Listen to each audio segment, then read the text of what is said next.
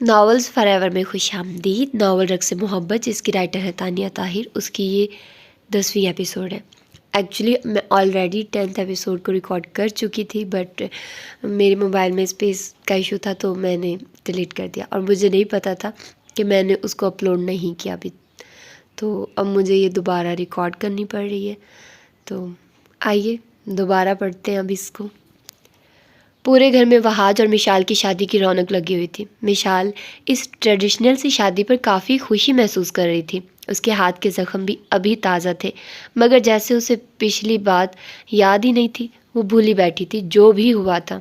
ताई उसे देखकर मुस्कुरा रही थी। वो आहंग के सूट को हाथ में उठाकर देख रही थी, जबकि आहंग का चेहरा सुर्ख सा हो रहा था। तुम्हारा सूट बहुत प्यारा है। विशाल ने उसके चेहरे के नज़दीक रेड कलर का ड्रेस किया। आहंग के चेहरे पर कौसो कज़ा के कहीं रंग से खिल उठे, जबकि मिशाल उसे हैरानगी से देखने लगी। उसके चेहरे पर रूप ही अलग था। कल निकाह की रस्म थी। हर रस्म से पहले मिशाल और वहाज और आहंग और अल्तमिश का निकाह रखा गया था, ताकि मिशाल निकाह के बंधन में बन जाए। नूर ने ताई अम्मी के हाथ से रेड रंग का दुपट्टा लिया, जो कि गोल्डन सितारों और मोतियों से भरा हुआ था। ये दोनों लहंगे आज ही आए थे। तब ही सब खवातीन लहंगों को देख रही थी। नूर ने जल्दी से वो दुपट्टा विशाल पर उड़ा दिया। विशाल ने चौंक कर नूर को देखा। देखिए आपी, आप पर ये कितना खूबसूरत लग रहा है, लगता है आपके लिए बना है, नूर ने अपनायत से कहा। विशाल एकदम एक्साइटेड सी होकर उठी और लाउंज में लगे दीवार गिर आईने के सामने जा खड़ी हुई। मलाई सी रंगत और ब्लड सुर्ख रंग के दुपट्टे को सर पर लिए वो बेहद हसीन लग रही थी कि देखने वाले की निगाह ठहर ही जाती। और ऐसा ही कुछ हुआ था। कमरे से निकलते वहाज की निगाह उस पर रुक गई। सुर्ख रंग के दुपट्टे में मेहरून शेड सुर्ख बाल झलक रहे थे और वो मुख्तलिफ एक्शन देती खुद को देख रही थी। सब उसे प्यार भरी नज़रों से देख रहे थे और किसी और की भी तपिश ज़दा नज़रों के आसार में वो आई तो शायद उसे इन सुलगती नज़रों का असर सा महसूस हो गया। उसने आईने में ही कुछ फासले पर खड़े वहाज को देखा। माथे पर तेवड़ी चढ़ा ली, जबकि वहाज बिना किसी लचक के उसे यूं ही देखता रहा, जैसे उसे कोई फ़र्क ना पड़ता हो। ना ही उसने अपनी निगाह को दूसरी तरफ करने की कोशिश की। विशाल को पहली बार उसकी आंखों से उलझन हुई और उसने अपनी निगाहों का रुख पहली बार खुद बदल लिया। वहाज ने लंबे लंबे डग भरे और वहाँ से निकल गया। ठरकी। विशाल को उस पर गुस्सा सा चढ़ने लगा। ये तो वाकई मुझ पर काफ़ी अच्छा लग रहा है। वो एकदम वहाज को दिमाग से निकालकर एक्साइटेड सी हो गई। तो बेटा आप ही पहन लेना, ताई अम्मी ने कहा तो विशाल उन्हें देखने लगी। सच? वो जोश से बोली। बिल्कुल, वो मुस्कुरा दी। यानी ये मेरा गिफ्ट है? ओह थैंक यू, आप कितनी स्वीट हैं। वो बेहद खुश लग रही थी। आपको पता है मुझे गिफ्ट्स बहुत पसंद है और जब मुझे कोई गिफ्ट दे तो मुझे बहुत बहुत अच्छा लगता है। वो जल्दी से बोली। सब मुस्कुरा दिए। तभी बड़ी अम्मी ने उसी के नाम का सोने का सेट उठाया और उसकी जानिब बढ़ा दिया। तो फिर ये मेरी तरफ से तोहफा है, कबूल कर लो। वो उससे बोली। आंखों में आस भरी थी और बहुत प्यार से उसकी जानिब उन्होंने वो डब्बा बढ़ाया था। विशाल का अपने आप मूड ऑफ हो गया। उसने कदरे गुस्से से उनके जानिब देखा। मुझे आपसे कुछ नहीं चाहिए, कोई तोहफा नहीं। उसने उनके हाथ से वो डिब्बा नहीं पकड़ा, बल्कि सर झटक कर वो लहंगे की जानिब देखने लगी। तुम नहायत बदतमीज़ हो। पूरे घर में बड़ी अम्मी के साथ कोई बदतमीज़ी नहीं करता। हम उनकी इतनी इज्जत करते हैं और तुम इतनी बदतमीज़ हो। हानिया ने उसकी जानिब देखा और घूर कर बोली। उसे तो किसी किसी को भी विशाल की ये हरकत पसंद नहीं आई थी। मैंने तुमसे कोई सबक नहीं सीखना, मुझे सारे सबक आते हैं, समझी तुम। एंड वेट अ सेकेंड, मैं किसकी इज्जत करती हूँ किसकी नहीं, ये तुम्हारा काम नहीं कि मुझे समझाओ। आइंदा मुझसे बात मत करना, मेरी नानी नहीं हो जो मुझे तमीज़ सिखाओगी। विशाल ने उसे बुरी तरह झाड़ दिया। पहले मुझे दुख था कि आखिर दादा जान ने तुम्हें क्यों चुना, मगर अब मुझे लग रहा है बहुत अच्छा किया जो तुम्हें दादा जान ने चुना। वहाज भाई तुम्हारा एक दिन में दिमाग ठिकाने लगा देंगे। वो भड़क कर बोली थी।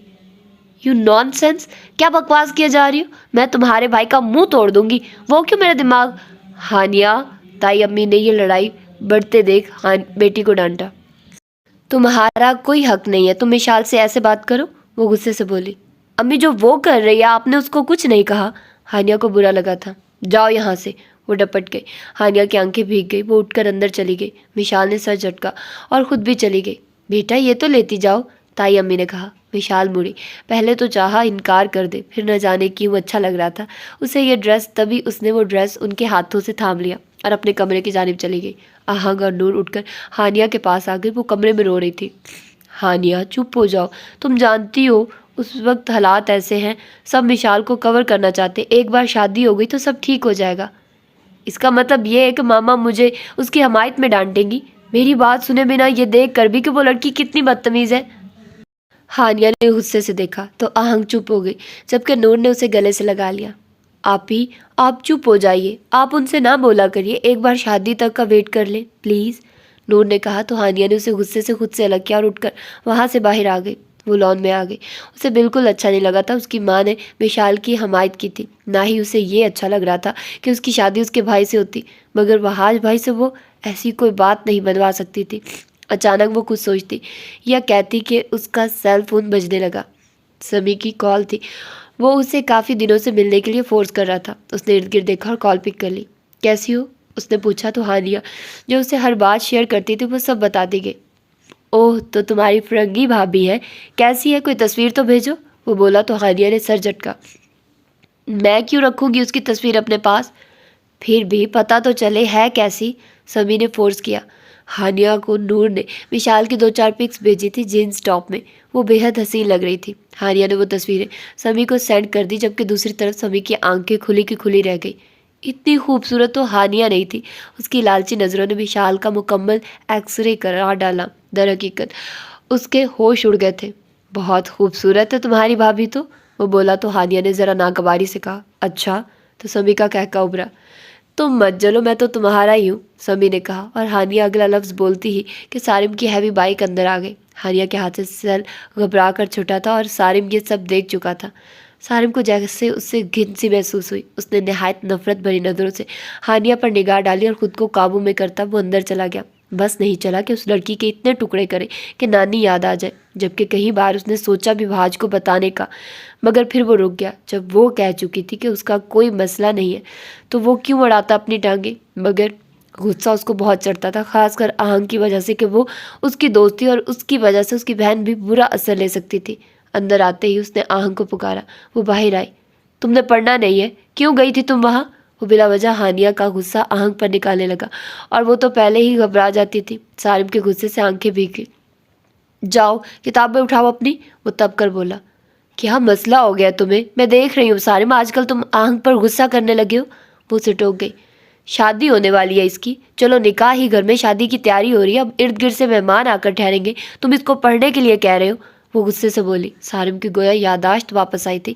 पीछे हानिया भी लाउंज में आ गई थी। आहंग को शिद्दत से रोना आया और वो अपने रूम में भाग गई, जबकि सारिम शर्मिंदा सा हो गया। उसे हानिया का गुस्सा आहंग पर निकालने का हक कोई नहीं पहुंचता था और उसकी चिड़चिड़ी तबीयत से अब नूर भी सहमने लगी थी। वो पीछे खड़ी उसे देख रही थी। सारिम बिना कुछ कहे खुद भी रूम में चला गया और चच्ची परेशान सी होने लगी। जब देखो आहंग पर गुस्सा करता है, मैं तो समझ रही थी, समझ ही नहीं पा रही, और फिर आप जानती है भाभी वो इतने छोटे दिल की, अब जी भर कर रोएगी। वो उसके पास जाने लगी तो बड़ी अम्मी ने रोका। जाओ हानिया बहन के पास, उन्होंने हानिया से कहा। तो हानिया आहंग के रूम में चली गई। शाम ढल गई थी, मेहमान भी आने लगे थे। आज रात की ही फ्लाइट थी। तीनों लड़कियां मुरझाई मुरझाई सी थी। अब उनकी कज़नें भी आ गई थी और आहंग का छोटा सा दोस्त भी। वो सब एक दूसरे से मिल रहे थे। घर की फिजा में खुशियां बिखर गई। तभी विशाल बाहर आए। वो जीन्स और शर्ट में थी। ये विशाल है, एक औरत ने पूछा। तो ताई अम्मी ने हाँ में सर हिलाया। तो वो मुंह पर हाथ रख गई। बाजी, मेरी सदफ में क्या कमी थी फिर, वो ताई की भाभी और वहाज की मामी थी। रिश्ते में बहाज और सदफ को बचपन से रिश्ते में जोड़ना चाहती थी। ताई तो चुप सी रह गई। उन्होंने सर झटका। ऐसी लड़की, अच्छा बस करो, फरजाना विशाल का जोड़ वहाज से लिखा था, सदफ के अल्लाह कहीं और नसीब खोल देगा। बड़ी अम्मी की बात पर उन्होंने घूर कर देखा। आपकी सौतेली बेटी है और सौतेली बेटी से इतनी मोहब्बत। वो ज़रा तंज मारकर विशाल की जानिब देखने लगी, जो दादा जान के रूम में जा रही थी। उसका सर सेल पर टाइपिंग करने की वजह से झुका हुआ था और वो दादा जान के रूम में चली गई, जबकि सब उसकी बदलिहाजी के चर्चे कर रहे थे। मगर ताई अम्मी को बिल्कुल फ़र्क नहीं पड़ता था। वो खुश थी विशाल को बहू तस्लीम करके। अगला दिन लग चुका था। आहंग के दिल की धड़कनों का शुमार हर गुजरते वक्त के साथ जैसे बढ़ता जा रहा था। वो घबरा रही थी सब कज़न्स की छेड़छाड़ पर। उस दिन के बाद से अब तक अल्तमिश से उसका सामना नहीं हुआ था और वो करना भी नहीं चाहती थी, क्योंकि उसे अब अल्तमिश से डर सा महसूस हो रहा था। पहले तो वो खुद बात करने के लिए मौका तलाश कर लेता था, शायद अब उससे खफा हो गया था। जो कि उसको देखना भी नहीं चाहता था, मगर वो अपने भाई की नज़रों में गिर नहीं सकती थी। हाँ, अपनी मोहब्बत का गला ज़रूर घोंट सकती थी। दूसरी तरफ विशाल आहंग के रूम में बिना नॉक किए आ गई। उसने वो लहंगा पहना हुआ था, उसकी गोरी रंगत पर लहंगा खूब जच रहा था। वो सब साकत सी उसे देखने लगी। आहंग, ये मुझ पर सूट कर रहा है क्या? सच में ये मैं कुछ और पहन लूँ? मेरे पास जीन्स शर्ट्स न्यू है, वो उससे पूछ रही थी। जबकि आहंग को लगा वो सुर्ख जोड़ में परी लग रही है। बिना मेकअप के जितना रूप उस पर आया था। आप बहुत बहुत बहुत प्यारी लग रही है, आहंग बोली। उनकी कज़न ने भी यही लफ्ज़ बोले और फिर रफ्ता रफ्ता सब ने कहा तो विशाल मुस्कुरा दी। चलो फिर मेरी जिप बंद करो, मुझे तैयार होना है। तुम जानती हो बाय लॉन बहुत खूबसूरत सजा और सारी अरेंजमेंट्स बहुत अच्छी लग रही है। मैं बहुत ज़्यादा एक्साइटेड हूँ ये फंक्शन अटेंड करने के लिए, वो एक सांस में बोली और अपने बाल एक तरफ डालकर उसने अपनी पुश्त को आहंग के सामने किया। आहंग की नज़रें झुक सी गई। तुम्हें शर्म नहीं आती? हानिया ने उसको घूर कर देखा। तुम्हें आ रही है तो आंखें बंद कर लो फिर, विशाल ने मुंह बनाकर कहा। आहंग हल्का सा मुस्कुराई और उसकी जिप बंद कर दी। थैंक यू, विशाल ने झुककर उसके गाल पर प्यार किया और जैसे आंधी तूफान की तरह आई थी चली भी गई। मैं तो विशाल आप ही से तैयार होंगी, नूर जल्दी से अपना ड्रेस लेकर दौड़ी। यार मैं भी, दूसरी कज़न भी बोली और वो दोनों भाग गई। बाकी सब हंसने लगे सिवाय सदफ और हानिया के। शाम उतर आई थी। निकाह की रस्म के लिए जगह जगह से मेहमान इकट्ठे होने लगे थे। अल्तमिश खिलाफ तवक्को काफ़ी संजीदा था, जबकि सबको ऐसा लग नहीं रहा था। दूसरी तरफ वहाज का मूड बुरी तरह ऑफ था, यहाँ तक कि अगर कोई उससे बोलता भी तो वो खाने को दौड़ता। ऐसे कि सब उससे दूर ही थे। अलबत्ता सारिम सुबह वाली हरकत पर दहन से काफ़ी शर्मिंदा था और वो आहंग से बात भी करना चाहता था, मगर दोनों दुल्हा मियाँ के मूड ऑफ होने की वजह से उसे और सिकंदर को सारे काम संभालने पड़ रहे थे। मगर उसे यकीन था वो आहंग को मना लेगा। अलबत्ता अल्तमिश का उससे सामना नहीं हुआ था, मगर वहाज की हालत पर उसके वक्त बे वक्त कह के सुनने लायक थे। उल्टा वो वहाज से बच भी रहा था क्योंकि वो उसे जान से मारने की धमकी दे चुका था। दादा जान अल्तमिश के रूम में आए। वो सफ़ेद जोड़े में महरून वेस्ट कोट पहने रेडी था। उनकी जानिब मुड़ा। दादा जान उसकी जानिब देखकर मुस्कुराए और उसके नज़दीक आ गए। मैं बहुत खुश हूँ तुम्हारे लिए, मगर ज़्यादा खुश तब होता जब तुम्हारी आंखों में कोई परेशानी न देखती। मैं जानता हूँ तुम मुझसे शेयर नहीं करोगे, मगर फिर भी मैं तुम्हें खुश देखना चाहता हूँ, क्योंकि खुदा गवाह है मैंने कभी तुम्हें वहाज से कम नहीं समझा। वो उसका चेहरा पकड़ कर बोले तो अल्तमिश ने उनके हाथ थाम लिए। मुझे कोई परेशानी नहीं, आप फिक्र ना करिए, वो बोला तो दादा जान मुस्कुराए। चलो उम्मीद है ऐसा ही हो, वो उसका शाना थपथपा गया। चलो वहाज के पास, वो तो अकड़ा बैठा है, समझ नहीं आता कि ये फैसला मेरा दुरुस्त है भी या नहीं, दादा जान बोलते हुए बाहर की जाने बढ़े। मुझे तो लग रहा है एक म्यान में 2 तीर मुश्किल से ही टिकेंगे, उसने खुद को नॉर्मल करते हुए कहा। यार अब इस तरह तो मत डराओ, दादा जान फिक्रमंद थे। अलबत्ता वो वहाज के रूम में आए तो उसने ब्लैक सूट पहना हुआ था और स्याह रंग में बाजू कोहनियों तक फोल्ड किए। वो फ़ोन पर किसी से बात कर रहा था। उन्हें देखकर पलटा और अपनी बात ख़त्म की। उसकी वजाहत तो उन सब के सामने ही थी कि वो कितना खूबसूरत और स्याह रंग में और भी हैंडसम लग रहा था, मगर माथे पर कहीं शिकने लिए। वहाज ने फ़ोन बंद किया और उनकी जानिब देखा। अल्तमिश अलबत्ता मुस्कुरा रहा था। विशाल का ख्याल रखना, दादा जान बोले तो वहाज ने जैसे सुलग कर उनकी जानिब देखा। उसके कुछ कहने से पहले उन्होंने रुख मोड़ लिया, जबकि अल्तमिश की एकदम हंसी निकली कि दादा जान उससे डर रहे थे। ज़्यादा दांत ना निकालो, डरता बरता नहीं हुई इससे मैं, वो सर झटक कर लाठी संभालते बाहर जाने लगे। अल्तमिश उनके पीछे हो लिया, जबकि वहाज ने दांत पीसे थे। वो सर झटक कर खुद भी बाहर निकल आया। लॉन में मेहमान जमा थे। स्टेज पर अल्तमिश और वहाज बैठे तो सब उन्हें बड़े इश्तियाक से देखने लगे थे। सदफ ने तो कई बार बेचैनी से पहलू बदला और उसकी माँ ने भी। विशाल तो अब तक नज़र नहीं आई थी, अलबत्ता हानिया और नूर आहंग को ले आई। वो पत्ते की तरह कांप रही थी, घबराहट अंग अंग में थी। सारुम उसके सामने आ गया। उसने बहन के सर पर हाथ रखा और फिर उसे सीने से लगा लिया। आई एम सॉरी, वो उसके कान के नज़दीक झुककर बोला। आहंग मदम से मुस्कुरा दी। सारिम ने खुद उसके कांपते हाथ अपने हाथों में पकड़े और उसे अल्तमिश के पास ले जाने लगा। आहंग को अभी स्टेज पर बिठाया ही था कि विशाल इतना हैवी दुपट्टा कैरी नहीं कर पा रही थी। झुंझलाती हुई खुद भी निकली तो लोगों की नज़रें जैसे थम गई, यहाँ तक कि वहाज की नज़रें उन सुर्ख लबों पर जम सी गई। तो ये थी इसकी 10th एपिसोड, और पता नहीं अब क्या होने वाला है, क्योंकि विशाल को अभी पता नहीं है कि उसकी शादी वहाज से होने लगी है। यकीनन उसके लिए एक बहुत बड़ा धचका होगा और वो कैसे इस चीज़ को करेगी हैंडल, कुछ समझ नहीं आ रहा है। बट होप सो कि अच्छा रहे सब, और ज़्यादा मुश्किल ना हो, क्योंकि विशाल कुछ भी कर सकती, जितनी वो मुंह फट है ना, वो इनकार उसने करना है। मुझे तो यही लग रहा है उसने इनकार करना है। खैर देखते हैं कि अगले एपिसोड में क्या होता है। आई नो आप लोगों को शिद्दत से इंतज़ार है, थोड़ा सब्र कीजिए, थोड़ा ठंडा ठंडा करके खाइए, कुछ नहीं होता। तो आइए, मैं भी आप लोगों के साथ इंतज़ार करती हूँ, आप लोग भी इंतज़ार करिए। तो मिलते हैं इंशाल्लाह इसकी अगली एपिसोड में। अल्लाह हाफिज़।